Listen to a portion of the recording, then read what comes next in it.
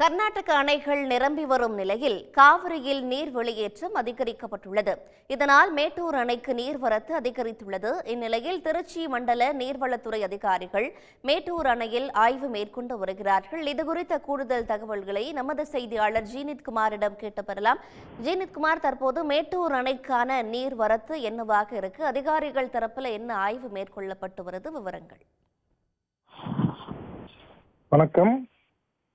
காவிரி நீர்பிடிப்பு பகுதிகளில் கனமழை பெய்து வருவதன் காரணமாக கிருஷ்ணராஜ சாகர் மற்றும் கபனி அணையிலிருந்து காவிரி உபரி நீரானது திறக்கப்பட்டு வருகிறது. இதனால் மேட்டூர் அணைக்கான நீர்வரத்து அதிகரித்துக் கொண்டே இருக்கிறது. அதே போல் இன்று 12 மணி நிலவரப்படி மேட்டூர் அணைக்கான நீர்வரத்து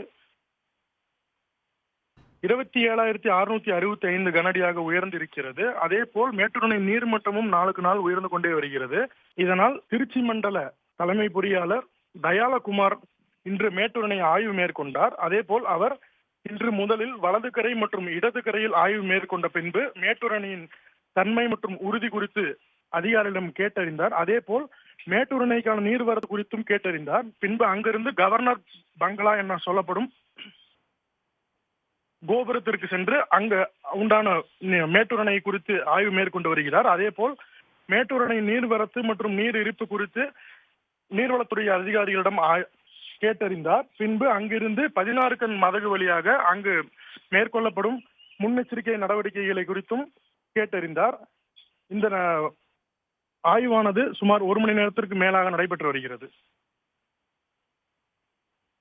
விவரங்களை வழங்கியமைக்கு நன்றி ஜீனித்குமார். உடனுக்குடன் செய்திகளை தெரிந்து கொள்ள சன் நியூஸ் பெல் ஐகானை கிளிக் பண்ணுங்க.